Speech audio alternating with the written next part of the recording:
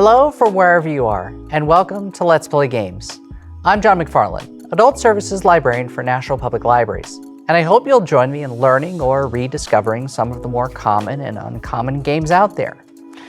This time, we are going to go into a path-based board game, one that's a bit more modern and a bit more on the popular niche side, but one that I get a lot of enjoyment out of playing and wanted to share with you today. I also wanted to share about the fact that these board games, like many, are available as a part of National Public Library's board game collection, but more on that in a minute. In the meantime, I'm going to take you on a journey, and these tiles on a journey, down a lovely pathway, where all roads lead to only one person surviving. Let's get stuck in.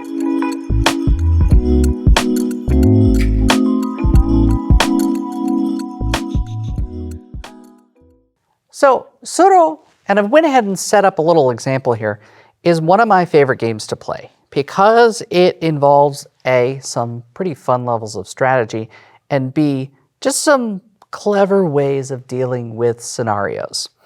The idea of this game is to stay on the path. Notice I've got this little green token here. What'll happen is you'll start at your various tokens, and each player will have a certain number of tiles.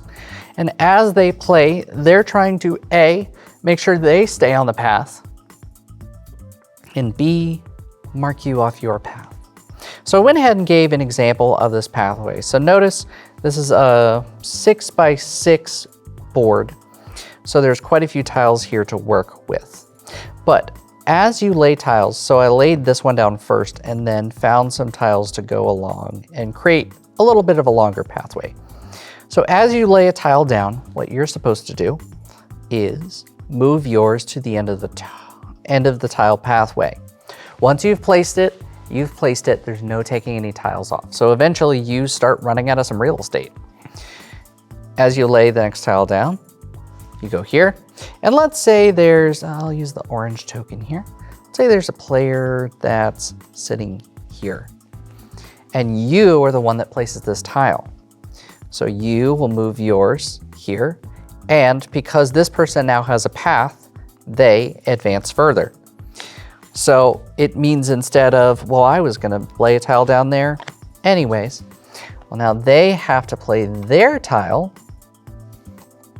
in a different direction. So you're not only trying to keep yourself on, you're trying to throw people off of their path.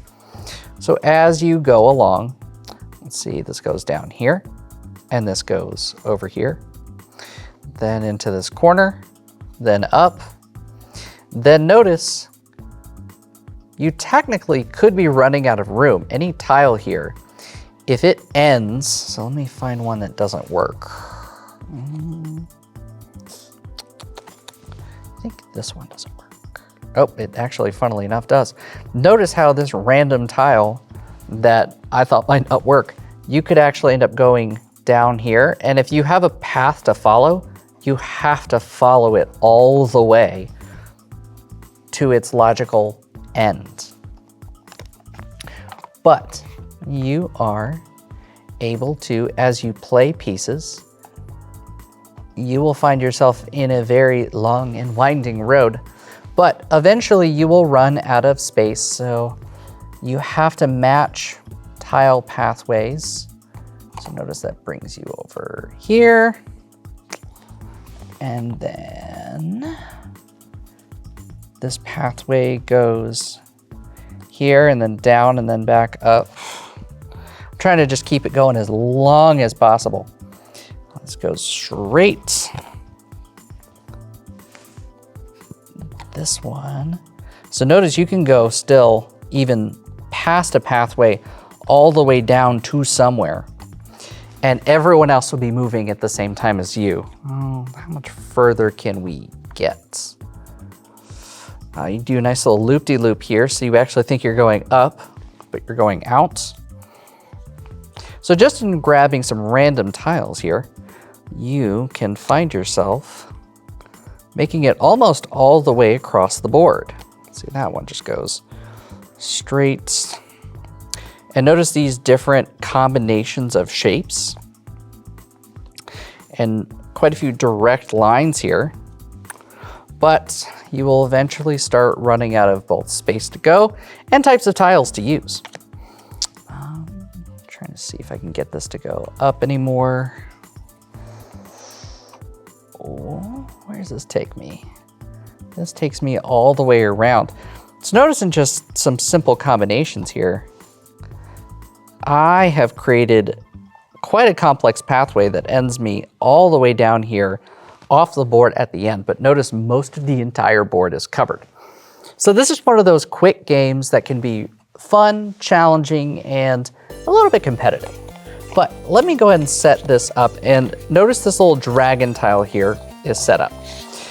We're gonna do this with 4 players, just to highlight the concept of the game. And anyone who has been watching this series for long enough knows that I love shuffling. There's only so many ways you can shuffle these tiles. So you can either just kind of with your hand do this, or also wash along the tables like you would almost mahjong tiles, which for a game like this feels kind of appropriate. But you are, let's figure out who's doing what. Let's see, I'm gonna be green here. You get to pick where you go first, but I'm gonna start everybody in their own little spots, yellow, and then I'll have blue over here. And each player will get 3 tiles. So 1, 2, and it's there. These tiles will be face down so that way your opponents don't know where you're going. But obviously I will be showing you exactly what each player has. And it doesn't matter as much at the beginning, but you kind of want to see what pathways you can make. So for example, I've got a line here. So I could start here, and if I'm red, I could say, okay, I'm gonna start here, and then down, and then over.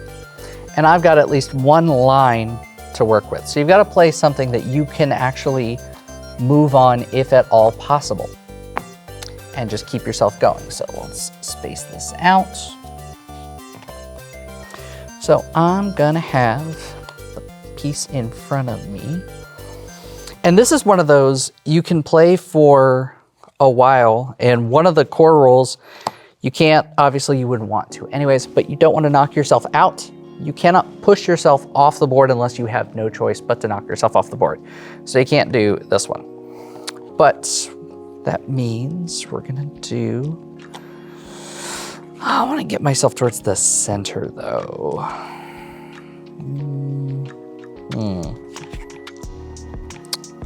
We'll try this. So you've got your token here, and you're gonna place it there. And then you get to draw 1 to create a stack of 3. So this player is gonna play the squiggly one with a lot of fun intersections. So they're gonna move themselves. And we'll have this person just go straight down. And then, let's see, they'll move themselves sort of up here. So we'll go bop, bop, and bop. So now the person has to lay a token that allows them to advance. Easy enough. Get another tile here. This one, I kind of want to go up and away from this person so they're not blocking me off. So play that. This person kind of has some free reign, so they'll move themselves down this way. So notice how many options you realistically have to keep going. That one you can't use. That one you can't use because it would knock you off. So they're gonna use this one right here.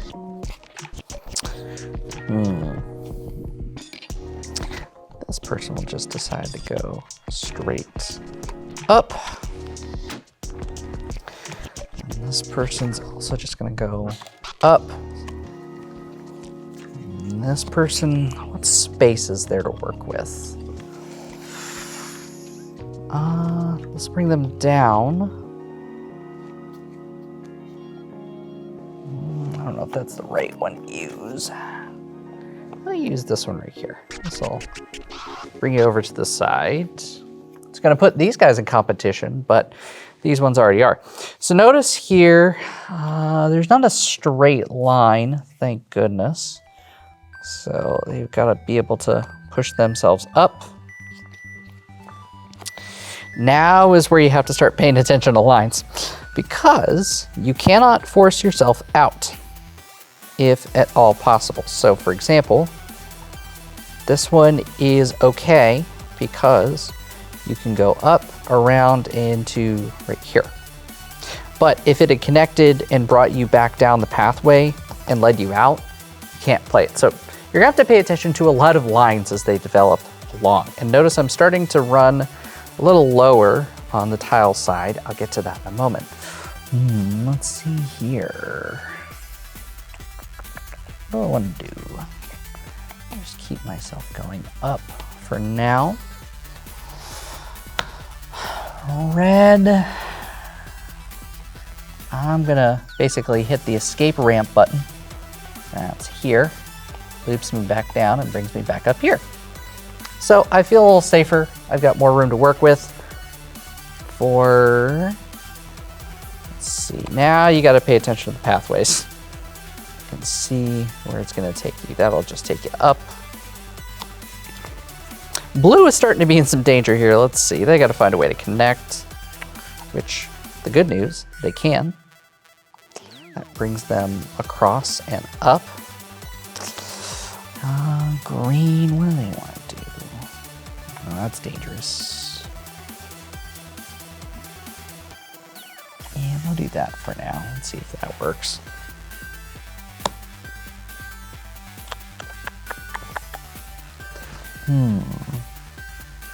Now it's choosing time. Let's go down, trying to basically run out of space. And for yellow, so you can't use that one. Can't use that one. Can you use that one? Yes, you can. So you're starting to really run out of space now. So notice how this can be a relatively quick game, and just with 4 people, notice how quickly the board fills up. This is a pretty quick turnaround time. I'm just trying to, no, I definitely don't want that one. I want to move up. So over, around, up. Yay. Whew, that seemed kind of dangerous. So for red here, and notice you have to really start keeping track of who was playing what. For red,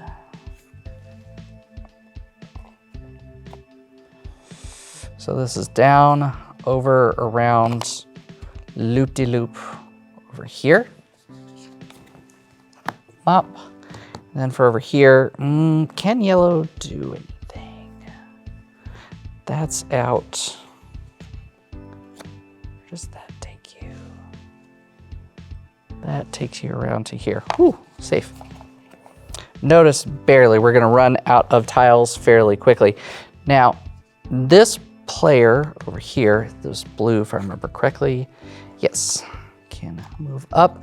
And we're gonna give them this dragon tile. Why?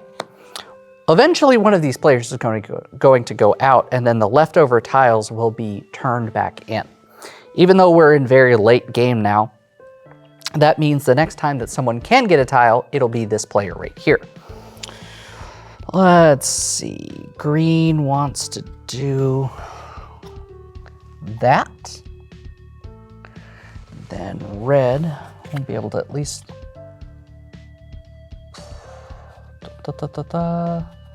uh-oh. It's not looking good for red here. Can they bump up? Yes, ooh, careful. So now people are gonna start running out of tiles. Over here, this will be our yellow friend, which can just go straight over there. Blue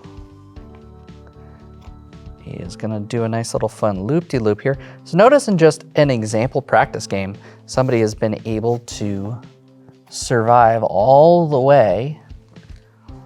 Let's see, red is gonna go this way, yes. Gets to go up. What's yellow going to do? Gets to go here. Now we're starting to run out of dangerous real estate. Let's see, blue, do they have any way out? Nope. Nope. Oh, they're gonna be out because there's no other pathway for them to go. So that was there, and green, if they can find a way out of this. And yes, this sometimes means that it's just process of elimination as to who ends up winning this game. So it's actually pretty impressive here that somebody was able to take themselves. Can they? Is there any way to get a stalemate here? No. No. Nope, same problem. And nope, same problem. So after all of this, in an example game, which I love to see being able to do, you have this winding road, and in a very quick, fast-paced way. Notice how I was doing this with each individual player. You can do this with up to 8, where this dragon tile is going to become much more in play, where white is going to unfortunately push themselves out. So 1 second, let me reset this board and give you kind of a couple little small fun extra ways to play this game. 1 second.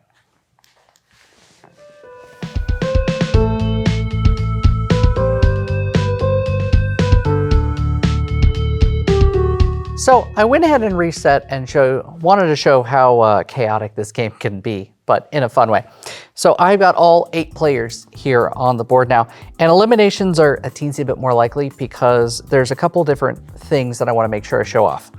First, if 2 players run into each other, they're both eliminated, which sucks, but alas, here's where we are. In an 8-player game with only 36 possible card combinations, eventually you're going to bump into each other. You have to have a clear space to keep moving. Also, in a large game like this, what you can actually do is the eliminated player will have to give their tiles over. And since you can't have any more than 3, the person who eliminated them, this is kind of a fun variant for the rule, is able to exchange any of their tiles and then put it back into the pile. Notice how I still have the dragon tile at the bottom. So you've still got some options here as to how long it takes for it to show up. In a 2-player game, you can kind of see how the dragon tile shows up. I've also seen ways to play where some people will have the dragon tile be in the middle for some reason, as just sort of like a fun wild card. But I don't see that super often. Anyways, I'm gonna go ahead and play some tiles here. So let's see, blue is gonna do that. And I wrote it down here just to keep myself on track. Red is gonna go up. Green. I don't know if I wanna do that just yet. Who's gonna go over here? Let me give everybody their respective tiles. I have to remind myself to draw all the time. That is admittedly one of my favorite tiles, the straight line ones. Not to be outdone by this one. So yellow is gonna go down here. Orange is gonna go more towards the interior. And in a large game like this, you're actually gonna be able to see how interior is not always better, because if somebody is able to block you off, not all of these have the perfect connection points. Means you can run into an end very quickly. So black is gonna do that. Then white is gonna go ahead and deal them in clearly. can't do that, but they can do that. So that'll be their tile. And gray will move themselves up. Blue is gonna go ahead and loop-de-loop themselves. Because if they can get some sort of straight tile, they can actually continue going along this pathway. Red is gonna kind of set up a nice little loop-de-loop. Green is gonna try and angle themselves down, I think. Oh, that's there. So notice how we're almost running out of tiles from the get-go. This is why the dragon tile becomes important. If you're not eliminated, you can get from whoever gets eliminated first, which will probably happen much sooner than certain players would like. This person's gonna move themselves down. They'll go here. This person is gonna be devious because if a person can play tokens and lays it along a path, they have to be moved. So yellow is very quickly out of the game, so I'll go and do that elimination that I had talked about, which is they get to look at what they have. They already have 2. So this will go into the bottom of the pile. We almost needed the dragon right from the get-go. Let's see. I think we'll take that one, and then these will go, and usually they're shuffled in now that a player has seen them. So orange went, so B now. The black player gets to go. I'll take yellow out of this one. Black's gonna do, I'll go down. They saw what orange did and want to be away from them. They'll get this tile here. White is gonna go towards the interior. They'll get this token. Oh, it looks like silver actually never got, so I'll just go ahead and give them this one for now. Let's see. I think they'll move themselves this way, and they'll actually get this dragon token. So the next time a token becomes available at all, they are the ones who are going to be able to use them. So it'll go over to blue. They'll place it here, move themselves up. Red. Can't do that, but they can move themselves in. Now green's got to figure a way out. Nope. No. No. Ah, they get lucky and have the one tile available to them. So orange is next to play. They're gonna move themselves in. Then black is gonna move themselves down. Whoop. White is going to, they can't do that because that'll immediately eliminate them, and I don't think they want to do that. I'll do this, which will actually squiggle black down. So we're now back to blue. Loop-de-loop would be an elimination. That eliminates. That one does not. Okay, notice how some players are really starting to run out of real estate and cards. Red's gonna move. Can't do that. Can do that. Green is just gonna move themselves down. Orange is gonna move themselves down, over, and around. Notice how it's getting a little crowded over here, which is not great for them. Black is gonna move itself here. That one's white. That's elimination. That is an elimination. Uh-oh. There you go. That's about the only thing they can play and hope to survive. Silver over here actually has to follow that rule, and their cards are gone. So now we'll basically feed it to what players are left. So silver is out. Blue gets to play the only choice that they have, which loops them out. Here's where the dragon tile moves fairly quickly. So blue is out. What can red do? Can red survive in a certain way? Yes, they can. Love it. Green has not much choice in this matter. Nope, they're also now out. So notice how more often than not, it's a matter of, can orange find a way out of this?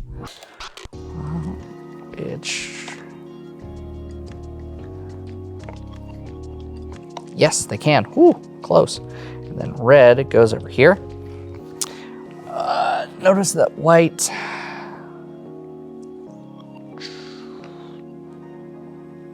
at this point, they're just looking for something they can survive with, which, not that, not that, and so loop-de-loop down, over, and out. Also black, loop-de-loops and out. So now, funnily enough, by default, it's a matter of, can they get here somehow? Nope. No. Definitely not. This is their only hope. So let's see what they got. Moves over here, up, around, up, over, and perfect. So notice how at the end of the game, we only had one tile left. And almost everybody was bound by certain rules. And the only reason that it was red that won was because they laid the last tile down and was able to survive. This, in short form, is Tsuro, the game of the path. That is all the time we have for today. Thanks for tuning in. I just want to mention one thing about this. Now, this is my personal copy because it's one of my favorite board games. However, this is one of many dozens of games you can actually check out through National Public Library's board game collection. It's available online, just search in our catalog for board game, and you can find everything from Tsuro to Carcassonne to Monopoly to Scrabble and many, many more. I'll see you next time where we have another spellbinding game.